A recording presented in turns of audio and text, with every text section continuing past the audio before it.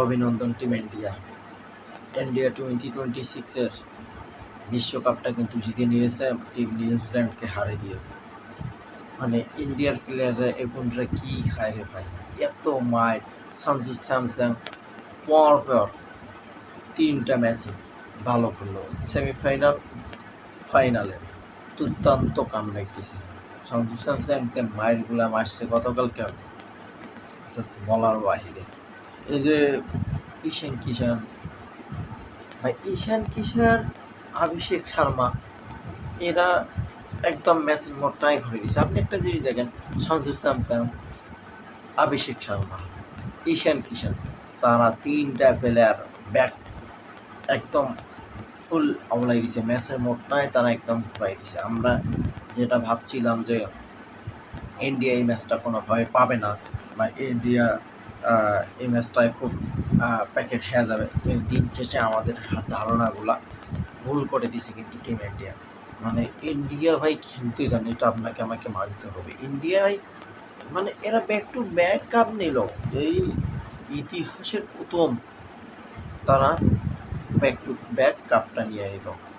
এরকম কোনো টিম এখন পর্যন্ত নাই বিশ্বতে যে তারা ব্যাক টু ব্যাক 2বার পর কাপটা নিল, কিন্তু টিম ইন্ডিয়া কিন্তু 2বার কাপটা নিয়ে নিল। 256 রান যখন টার্গেট দিল, 256 রান টার্গেট হওয়ার পর আমাদের টিম ব্ল্যাক ক্যাপস যখন মাঠে নামলো ভাই, প্রত্যেকটা প্লেয়ারে ভরাডুবি, মানে আসতেছে আর যাচ্ছে, এর মধ্যেই সীমাবদ্ধ। মানে আমরা 96 রানে হারছি এই ম্যাচটা। আমরা চাইলে ইন্ডিয়ার এগেইনস্টে লড়াই করতে পারতাম, কিন্তু আমাদের লড়াই করার সেই সামর্থ্যটুকুই কিন্তু ছিল, কিন্তু আমরা পারি নাই। সামর্থ্য থাকার পরেও কিন্তু আমরা লড়াই করতে পারি না। এই যে টিম নিউজিল্যান্ড, এভাবে আর কত হতাশ হবে তারা। প্রত্যেকটা মেগা টুর্নামেন্টগুলোতে তারা সেমিফাইনাল অবধি যায়, ফাইনালে তারা ভরাডুবি প্যাকেট। তারা আর কত ফাইনাল ম্যাচ হারলে বা হেরে গেলে একটা কাপের দেখা পাবে।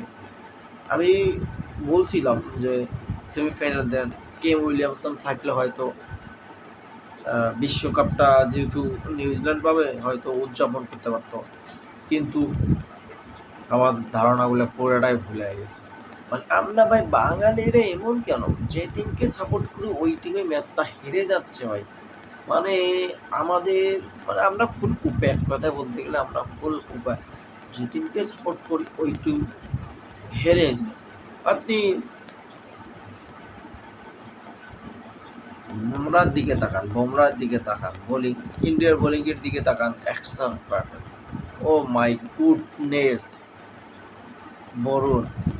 মানে তারা বলগুলো কীভাবে করতেছে, তাদের ওই গ্যালারিতে, আহমেদের ওই গ্যালারিতে তাদের দর্শক ছিল 1,30,000 মানুষ। সেই দর্শকরা সহ তারা বিশ্বকাপের জিতাটা সহ উদযাপন করলো ভাই। মানে কি, ইন্ডিয়া কি কোনোভাবে বয়কট করা যায় না? এই আইসিসি থেকে ইন্ডিয়া কি কোনোভাবে বয়কট করা যায় না? কারণ ভাই তারা সব মেগা টুর্নামেন্টের জিনিসগুলো তারাই নিয়ে যাচ্ছে, আর কোনো টিম পাবে না, শুধু তারাই পাবে।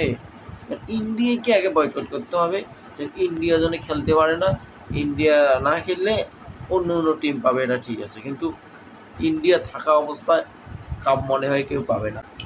নিউজিল্যান্ডের প্লেয়ারগুলোকে দেখি মনে হয় না যে তারা ম্যাচ জেতার জন্য ফাইনালটা খেলছে। মানে যখন 256 রান টার্গেট দিল টিম ইন্ডিয়া, মনে হচ্ছে যে নিউজিল্যান্ডের প্লেয়াররা কখন মাঠটা ছাড়ে তাড়াতাড়ি। মানে ওরা মাঠের ভিতরে থাকতে যাচ্ছে না, কারণ অনেক রান টার্গেট হয়েছে, কিন্তু আপনারা কন্ট্রিবিউট করতে পারতেন, আপনাদের সেই যোগ্যতাটুকু ছিল, কিন্তু আপনারা নিজেই ফুল প্যাকেট ক্যাপ্টেন্সি বাজে, সিলেকশন বাজে, সব মিলিয়ে ভালো। তারা ফিল্ডিং অনেক ভালো করছে, এটা মানতে হবে। 15 বা 18 রান এটা সেভ করছে তারা, আর ক্যাচগুলো তো ছেড়ে দিছে তারা। ডুবের ক্যাচটা ছেড়ে না দিলে, সেন্টার যদি ডুবের ক্যাচটা ছেড়ে না দিত তাহলে আরও কম রানটা হয়ে যেত। সেন্টার যখন ডুবের রানগুলা, সেন্টার যখন ডুবের ক্যাচটা ছাড়িয়ে দিচ্ছে, তখন জেমিনি শাম অনেক রান টেবিল জায়গা জেমিন হিসাবে একটা কাম করছে, এক ওভারে 3টে উইকেট নিয়েছে, এক ওভারে 3টে উইকেট নিয়েছে। সঞ্জু স্যামসং, সূর্য কুমার এদের উইকেটগুলো নেওয়ার পর খেলাটা আগেই কিন্তু চলে গেছে, যেহেতু আগেই খেলাটা কিন্তু মোড়টা ঘুরে গেছে, কিন্তু পরে আসি উইকেটগুলো নিয়ে নিচ্ছে। তারপরেও কিন্তু 220-এর মধ্যে আটক করা যাইতো টিম ইন্ডিয়াকে, কিন্তু টিম ইন্ডিয়া ফুল প্যাকেট করেছে আমাদের, মানে আমরা ফুল ডাইরেক্ট প্যাকেট, একদম প্যাকেট হয়ে গেছে। কি আর করার, অভিনন্দন, শুভকামনা রইল। টিম ইন্ডিয়া আমাদের পাশের দেশ, কাপ পেয়েছে, ভালো হয়েছে। এশিয়ার ভিতরেই কাপটা আবারও থাকলো। টিম ইন্ডিয়ার জন্য অনেক অনেক শুভকামনা, অ্যান্ড থ্যাংকস ফর ওয়াচিং।